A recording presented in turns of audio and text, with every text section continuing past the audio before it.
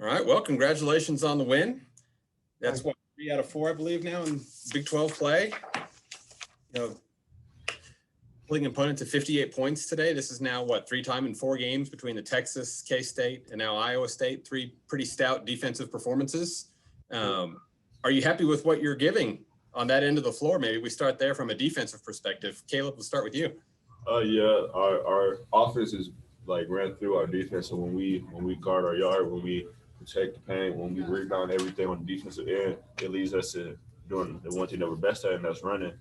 And we got high level athletes like Emil here, Cade, Bryce, and Avery. So it gives everybody out in the open to like do their thing and just play an open field. MA, are you guys doing anything better defensively lately than what you had been doing earlier? Just really guarding the ball in practice. That's all we've been stressing because I remember in the I can't remember what game it was, but we were watching a lot of film and we had just any great defense, the key to it is just guarding the ball, really. So that's all we had been working on, just guarding the ball, staying in front of your man, just back to middle school stuff, just guard the ball one-on-one. That's pretty much it. That's what's been leading to us having great defensive games. All right, members of the media, if you have a question for Oklahoma State's M.A. Moncrieffe or Kalib Boone, please click raise hand and we'll try and get to everybody. We just ask that you please address the question to who you want to answer it. Our first question is going to come from Jacob Unruh from the Oklahoman. Go ahead, Jacob. Yeah, Kalib, you had 6 dunks today. I think you guys had 8 or 9 dunks total. Did you guys see something in the defense against you guys, or what was working so well in the paint, I guess is what I'm asking. Just running the floor, honestly. That's where all my dunks came from, just running the floor, rolling hard to the rim after I set the ball screen, just the little things.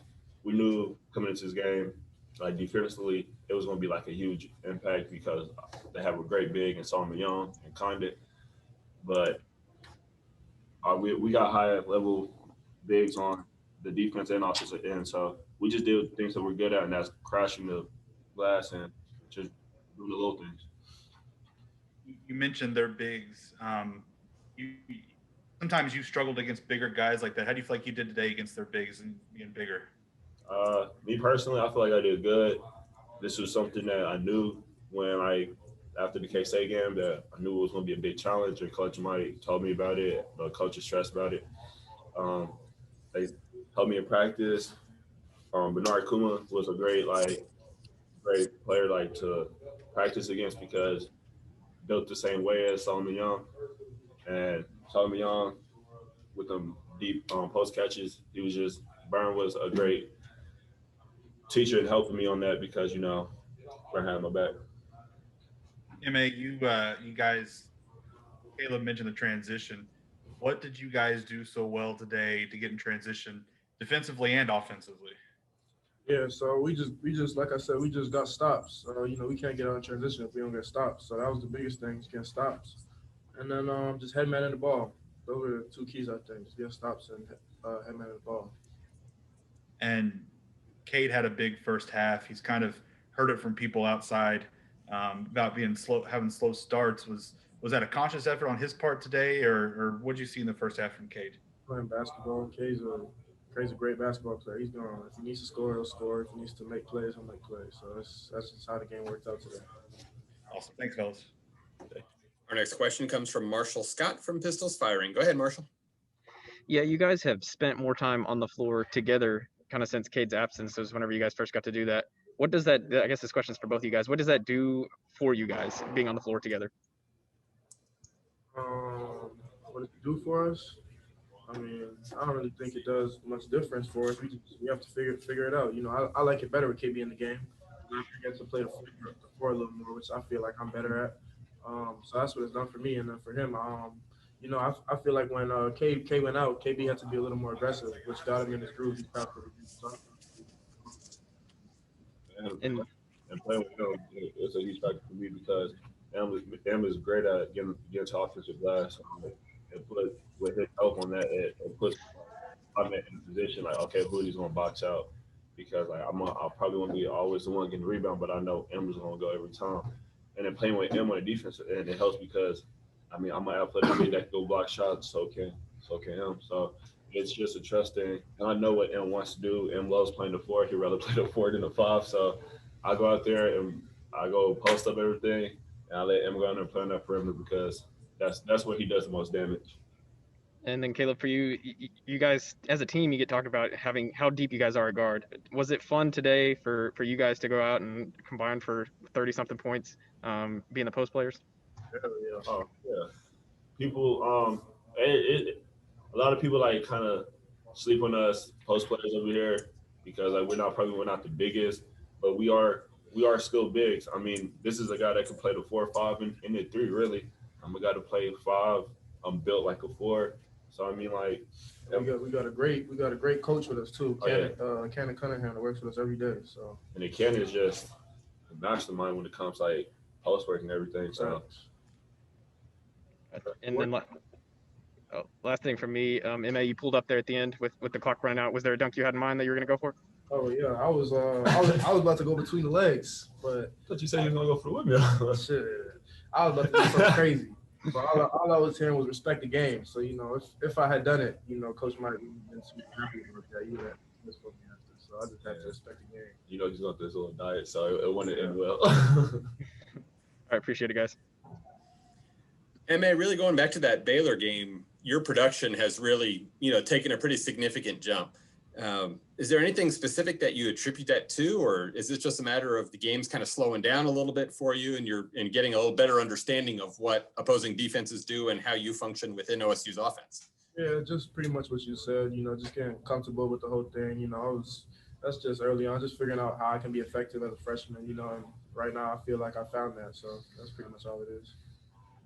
All right, our next question comes from Frank Bonner from the Tulsa World. Go ahead, Frank. This first question will be for Caleb. Around this time of year, as it gets closer to postseason, this is the time that teams try to really reach the potential and peak. Where do you guys feel like you are at right now, team-wise, and reaching that level? I mean, I honestly think we're close, but I mean, we still got a lot of people that haven't like hit their peak yet individually. Like, for example, Keelan, he started off the season good, and then he's been like quiet. But like when Keelan gets going, when Flav is going, even Bernard, like 1K, when the whole team gets going, that's when we'll be at our peak. I don't think we hit our peak. I think we're right there, and that's the thing that's so scary about this team, because like not everybody's in a groove, and yet we put a fight with basically every team in the Big 12. Mm-hmm. And then MA, when you and Caleb get going like this down the inside, what does that do in helping your guard play and just the overall offense when you guys are able to get going like that? Yeah, we're able to. It forces more pressure on the paint. Teams like to fire a lot, especially with Caleb. Like they like to double him on the block. So that just gives us like an advantage. He can kick it out, and then we just got team and scramble mode and stuff like that. And that's what our guards like. We got a lot of quick guards that can get downhill and hit shots. So in that sense, it works for us. And me personally, I feel like with stuff like that, it helps even us to get in a rebounding position and get out fifth rebounds, because then that opens up the driving lane for our guards to get downhill. And then, MA, I know you said we talked after your injury, and you said it was kind of frustrating having to sit out once you would get going. Knowing that you were able to come back and do what you did today, how encouraging is it to know that you didn't have to miss a beat? No, like I told you guys, I felt like I was right where I was when I came back. I think the key to it all was just having great practices. That's the one thing. I had great teammates. They helped me through it. Great medical team, and I just got back to practicing at a high level. I feel like that was key to it. So even though the numbers may not have shown when my first game back or second game back, I felt like nothing really changed. I was still like right there. Appreciate you. Our next question comes from Robert Allen from Triple Play Sports. Go ahead, Robert. Yeah, let's start with Caleb. I don't know if that's the most dunks you've had in a college game, or at least the biggest percentage of points by dunks. That is the most dunks I've had in a college game so far in my career. I'll have more. With that comes with running the floor and everything. All right, MA, the pick and roll, was that part of the game plan? You thought you guys could beat them so many times on the pick and roll? No, for sure. When we got the greatest facilitator in college basketball, Cade, in the pick and roll, I feel like we're able to pick anybody apart. So, for sure, that's the key for us every game. Today, it just happened.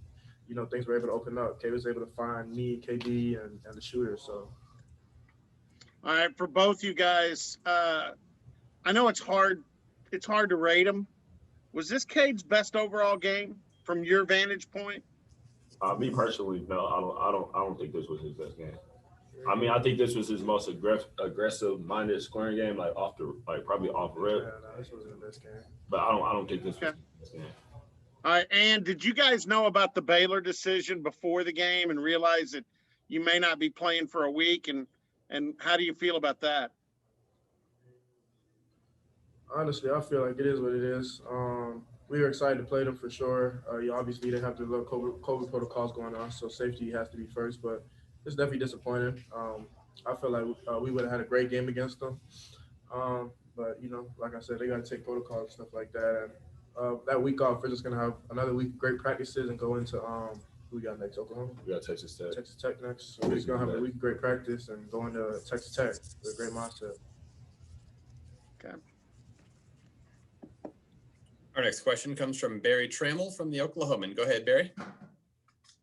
Yeah, for Kalib, you mentioned some of those dunks come from running the floor, and you guys have talked about how better this team is when it gets out and runs. How effective are you two particularly as big men who, on occasion, you're overmatched physically in terms of size, but you can counter that by your speed up and down the floor and getting easy shots in transition? I mean, like you said it best. Like we're not probably not like the strongest, but we are. Majority of everybody in this league weighs what, like 230 to 245. And like I'm 210, 215, and he's like 215. We just run. We just get out and run. Honestly, and running the floor really helps me because it makes the first I'm guarding tired. So then it's easier for me to guard him on the offensive end. And Matthew, same thing for you in terms of you didn't get out as much today in transition as Kalib, but when you do, what does that do for your game? Just helps me get me going. If I can get out in transition early on in the game, get some easy ones, I feel more comfortable with them. So it just gets me in the rhythm.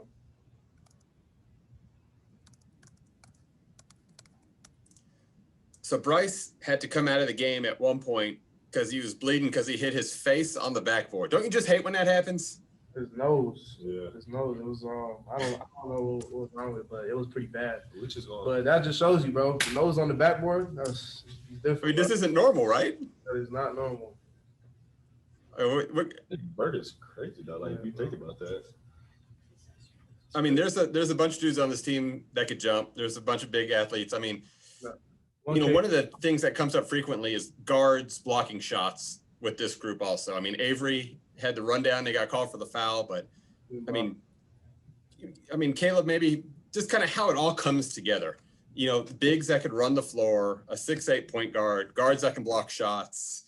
Is that kind of part of the identity of this team a little bit?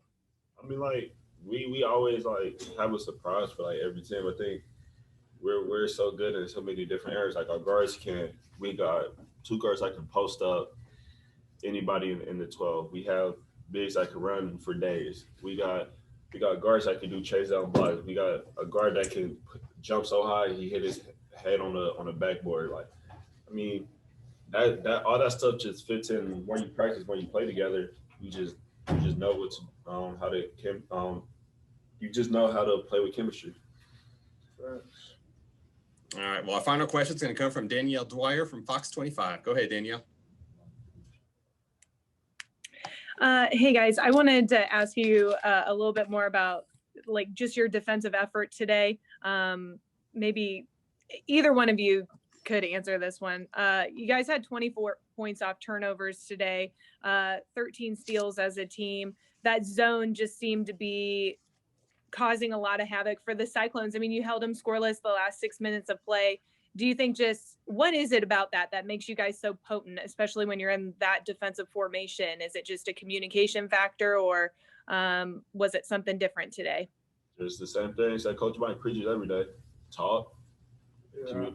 just really communication. I didn't even know we held them scoreless, but it's pretty much just guarding the ball and just great week of practices guarding the ball and just being alert on defense and just being attuned for the whole 30 seconds. And in reality, though, I mean, this school has pride for defense, so that's one thing that we gotta live by and stand by. Right.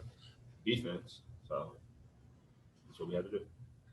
And you guys had 20 assists as a team today. With Ice being out now for the second game, is there more of an effort for stepping up and having more ball movement now? Or is it just an adjustment that's not even really thought of at this point because it's just how you guys are playing with moving the ball like that? Just playing, honestly. Like, we can play like this with eyes. Without eyes, we play like this with K, without K. It's just the fact, like, that's what I said earlier about chemistry and, like, practicing one another. We know we're all good at it. It's just being a team. Thanks, guys. All right, well, that'll do it for questions. But, fellas, before we let you go, is there anything maybe that's important to you that we missed that you want to address while we've got everybody here? I should have windmilled one of my dunks. I should have. Hear this guy? I should have. I ain't gonna lie to you. In my mind, I thought about it. It's just the fact I say if I miss it, Coach Mike go yell at me, so I didn't do it. That's how you end up on the low light film and get killed in like the film sessions right there. Man, that film session gonna hurt. So I say, you know what? I would just do it one hand. And we playing great basketball without one of our best players right now. So we're gonna be so happy to have Ice back. We're gonna be even better. All right. Hey, well, we appreciate both of you guys. Congratulations on the win. Appreciate it. I should have done it.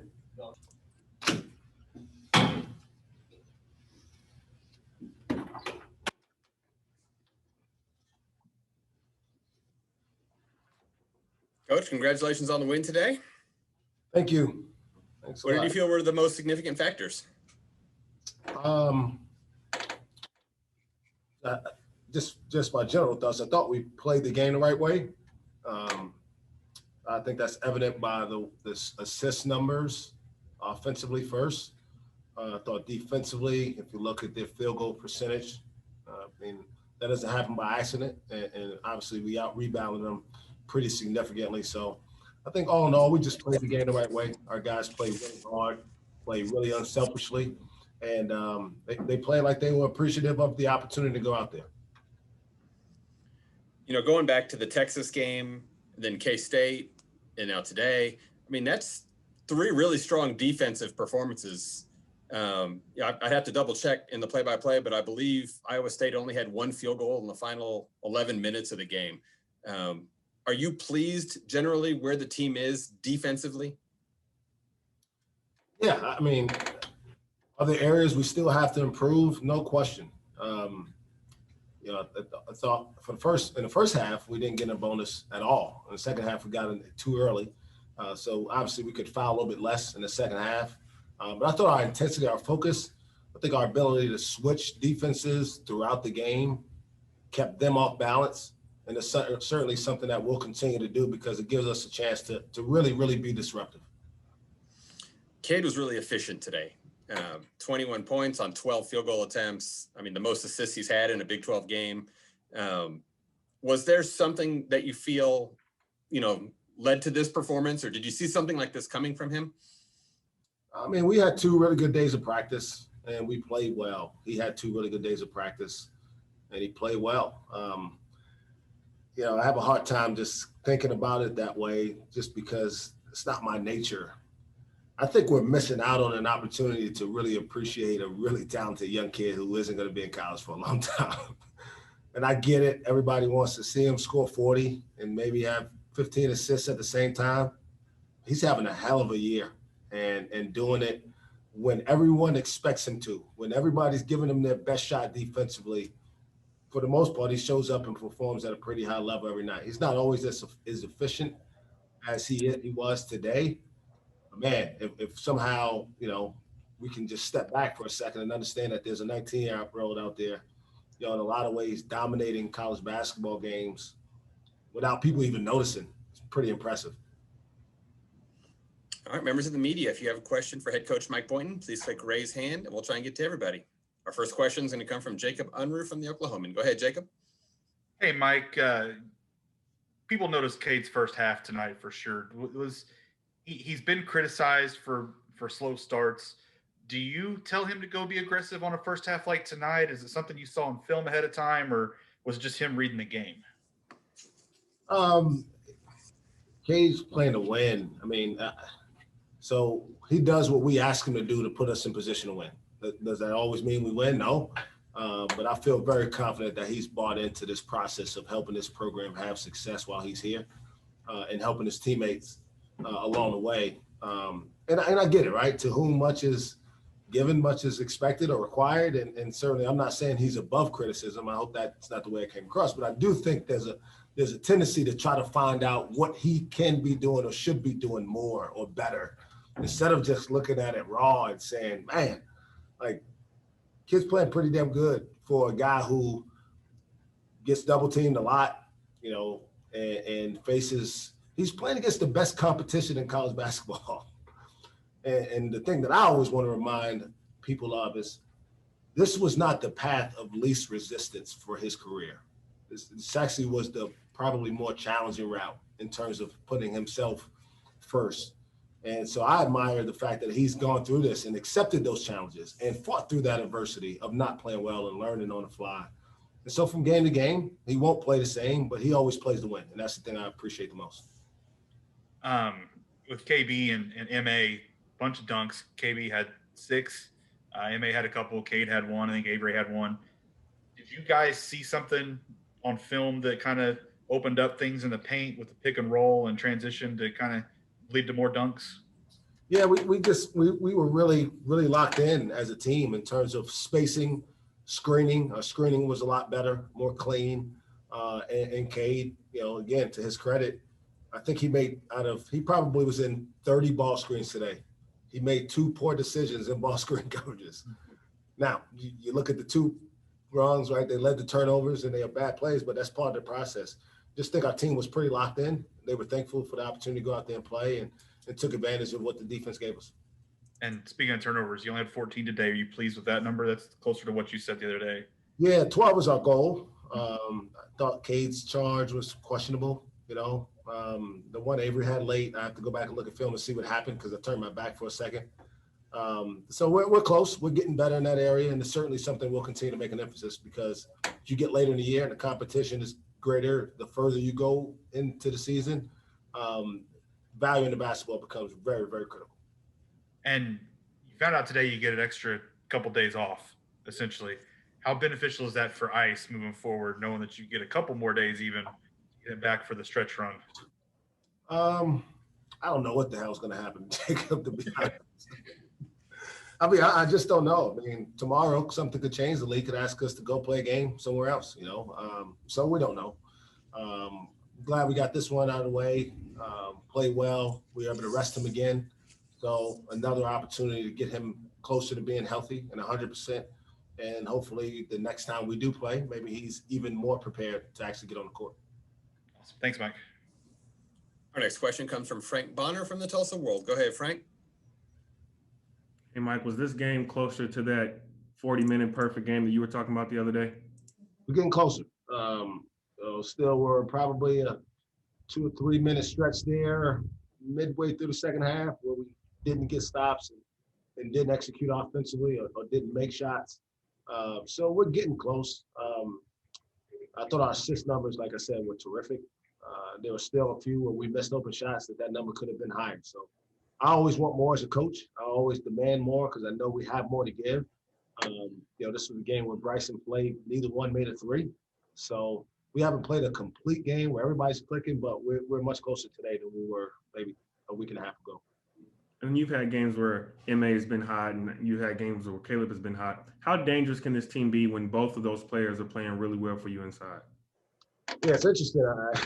The 2 games Cade missed, they both played pretty well, and I started getting questions about whether we were better without him. And I just had to laugh at that because it's kind of a ridiculous notion in any regard. But when we get them all playing on the same page and screening and running the floor and rebounding like we did, I've said it before, I think we have a chance to be as good as anybody. And on any given day, we can compete and beat any team in the country.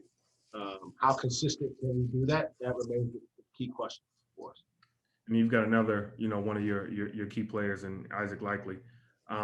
The rest that he's had, have you seen a difference in his foot issue? Is it getting better?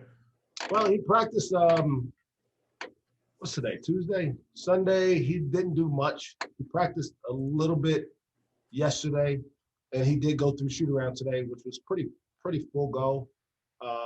But, again, we're not to the point right now where we feel like it was necessary to put him out there. And so another day of rest, kind of see what the schedule lays out, what we hear from the league in terms of our next game.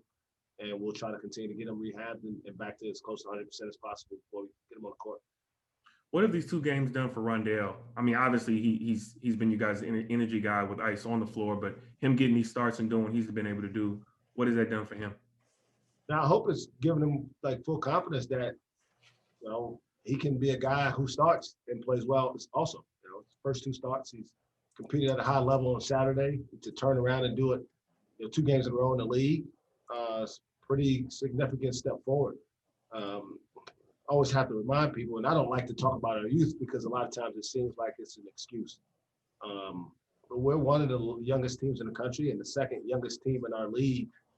And so I say that to say that we do expect Cade to leave, but we got a pretty good core here, and this program positioning itself to be a pretty strong contender in this league for, multiple years to come. So I'm excited about it, and a big part of that is him.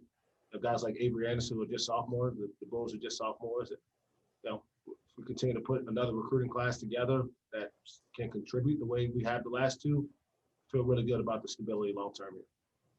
Thank you, Mike. Our next question comes from Marshall Scott from Pistols Firing. Go ahead, Marshall. Yeah, kind of just building off that Rondell point. He struggled in Lawrence. What does it kind of say about his mindset that he's coming back, he's still shooting, he's still hustling, he's still doing everything? That seems unusual for a freshman, maybe get a little gun shy after that performance in Lawrence.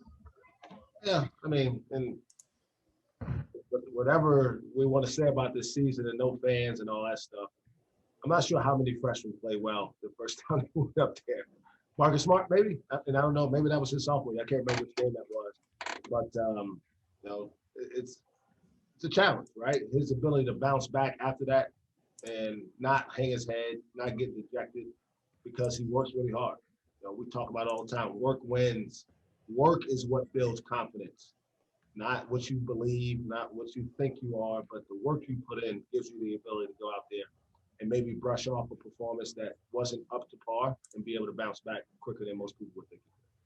And then we've talked this year about your post struggling with big-bodied guys. Solomon Young's a guy that got you in the past. I think he had 6 points today, 4 of which came from the foul line. What did you guys do differently? Was there anything that you guys did differently to kind of control him? Yeah, we just try to, we try to make his touches a little bit more difficult. We did try to double team him a little bit more, and we play zone to keep multiple bodies around him. So those are 3 things that I'll look back at the film and figure out how effective it was, because certainly thinking about the outcome, I feel like it was really effective. But obviously want to see how effective and what ways we did disrupt him, because he certainly is a guy that's really given us problems. I mean, I think his career highs against us. So to see us respond today the way we did, gives me some good vibes, I guess, that we can do this against big guys. It seems like Bryce kind of couldn't catch a break today. Took a hard screen, took a hard fall, busted his nose. Is he doing all right? I don't know. He was in the locker room, and so we'll see. He did have some stuff stuck up his nose and something wrapped around his head. And I think he was maybe taking some Advils. Who knows? I'll hear later tonight or tomorrow morning if he can practice, and if he can, he will. If he can't, got to keep figuring it out. Who's next? Lindy might still have that mask if you guys need it. Appreciate it. Not sure what a typical injury prognosis is for how long someone's out after hitting their face on a backboard. I'd have to check my medical diagnosis for that. Yeah, I never got up that high. Our next question comes from Garen Emig from the Tulsa World. Go ahead, Garen. Mike, we all understand the fan situation this year and the importance of it, of course. Having said that, how much of a shame is it that more of your folks can't see Cade in person this year? Yeah, I mean, I think I've said that since the beginning of the year. And our fans have been terrific. Probably, and I don't know what everybody's situation is. I know some leagues aren't allowing fans at all, and our league is. And I think we're probably in the top of the allowable fans in the building percentage-wise. But it is kind of sucky that more people can't watch this young man who won't be in college much longer, right? Go out there and play this game, you know, for this school the way he does, to win first, right? To help his teammates. And I feel bad for that, really, in a lot of ways, because this is kind of what we built towards. This year was the year that I kind of in the back of my mind when I started, it's going to take this long to get where we can really be competitive. And to cap it off with a guy like him and the class we had and all the excitement about the season, I do feel bad that more of our fans can't see it, but I understand why. I mean, Right. there's really no better way to do it, I don't think. You've got a pretty I argue that we shouldn't have as many people in here as we do. yeah, and you've got some folks who've been watching OSU basketball for a while, right, in that building, and it's a savvy base, and it's not. I mean, it's one thing to come because he's going to be the number one pick. I get, you know, there's hype surrounding the kid, but I think you've got a pretty good set of fans who would appreciate the way he goes about games, right? I mean, that's part of it too. No question. You know, I think that he would understand better why Oklahoma State basketball fans are really, really great fans. I think because he has an understanding of the game and they would relate to one another. The play he made in the first half today, I don't know how many guys who are thought of as being the number one pick would lay out on the ball in the first half of the conference game in February.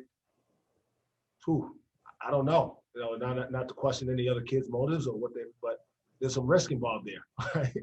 And you know what he does is he puts aside some of that risk, and he's all in to help this program. And I think our fans appreciate it, and I certainly wish that more of them were able to see it. Thanks. Our next question comes from Barry Trammell from the Oklahoman. Go ahead, Barry. Yeah, Mike, Boone and Moncrieffe both really got out in transition. Sometimes against bigger teams, they can take advantage of your sort of slender builds, but is that a way to counter that with your speed and a lot of fairly easy baskets in transition? Yeah, I mean, there's one thing that I think is kind of a unanimous acceptance of what our team is we're long and we're really athletic. And we're fast. Like when we do the defensive stops, we're really electric in transition. We can really get down the court quick and get on the rim with multiple guys that can finish up there.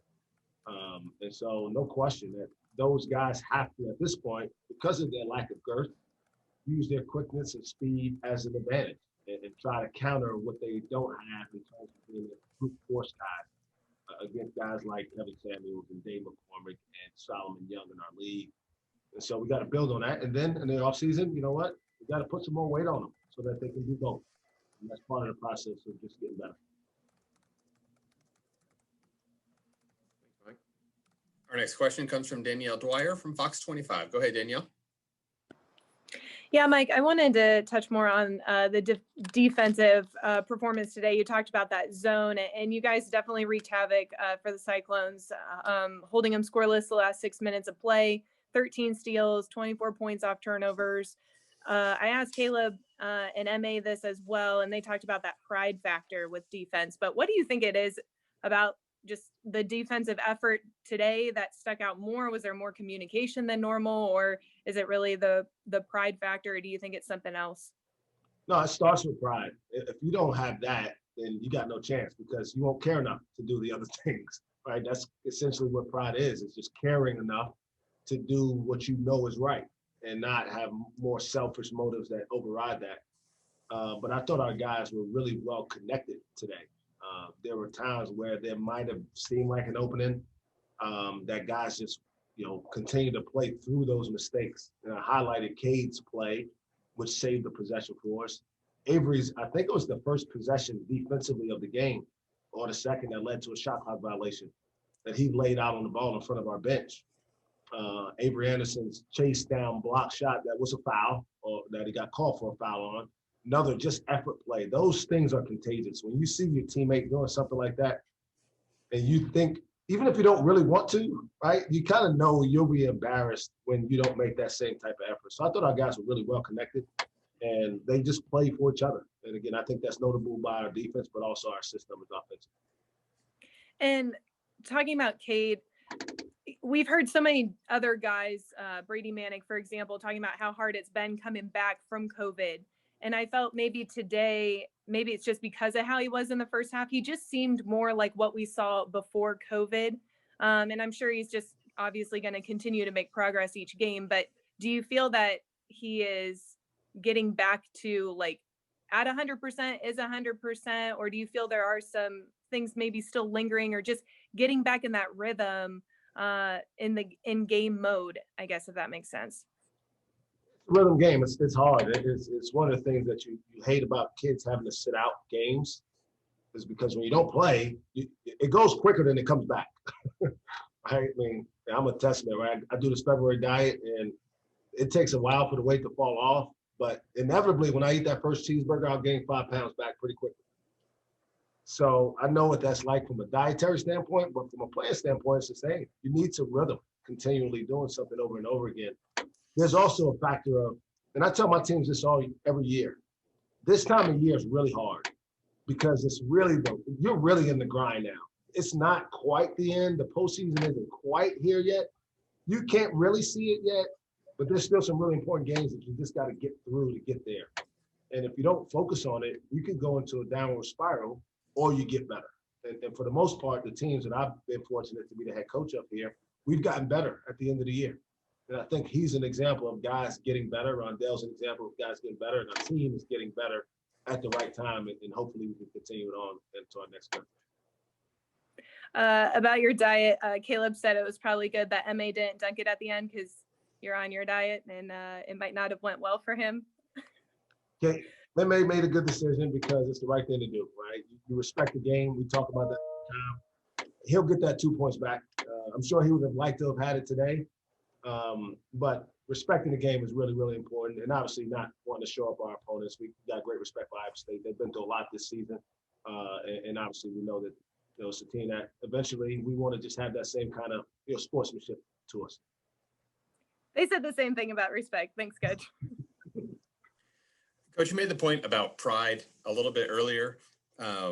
You look at, after last game, you kind of saw the areas for growth, the areas for improvement after K-State. And so I was kind of just looking up here. It looked like after the loss to Texas, you come back and beat Texas Tech in Lubbock immediately in the next game. You lose to West Virginia, give up 87 points. The following game, you come back and hold K-State to 54. Lose to Baylor and give up 81. Then you come back and hold Iowa State to 60. So like that bounce back ability. You lose to TCU, then you come back and beat Texas and hold them to 67. Does this kind of factor into pride?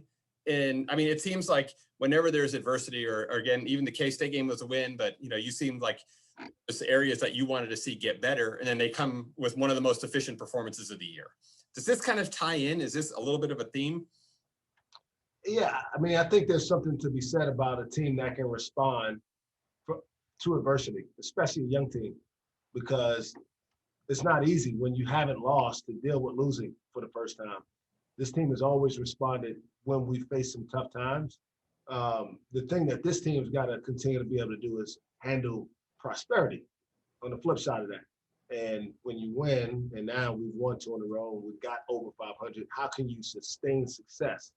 And that's the next step for us. And I think today was a good step in that direction because we did play well in the first half and played well in the second half. Now, we didn't play well throughout both halves, but we played well in both halves. And that's something that we haven't been doing throughout the course of the season. We, think back to the West Virginia game specifically, played really well, built a 19-point lead, and just kind of lose our minds there. And we did the same thing in Austin. And so this team is getting better and learning how to finish. And today we finished well, and that was something that I feel like is a step in the right direction. And also, you talked earlier about appreciating Cade. I think some people, they try, you punch holes in them, or you look for the negative, but there's so much out there. Is it, if we go beyond Cade to the whole team, what are the things that you take most pride in about this group as a collective unit? Well, it's like I told Danielle, they care. They care about each other. They care about the uniforms that they get to wear, the opportunity to play. I think they care about our staff and they want to have success with us, not necessarily for us. But we're all in this together. We're all making the same sacrifices to be able to play this season. And I think there's a sense of joy and pride to do it for each other when we take the court. That's something I feel really good about because those are things you can't measure and they lead to long-term success. Very good. That'll do it for questions. But before we let you go, is there anything that's important to you that you wanted to address kind of while we've got the group here? No, again, just thanks to our students, man. They've been great. I really wish, I'll say this, I shouldn't wish it anymore. It's not going to happen. I can't wait till they're back down on a low level so I can go up and give them some daps and hugs after games. But I love these students. They've been super supportive of us and look forward to finishing the season strong. Coach, thank you so much. As always, we appreciate your insight. Congrats on the win. Members of the media, we appreciate you as well. Thank you for joining us.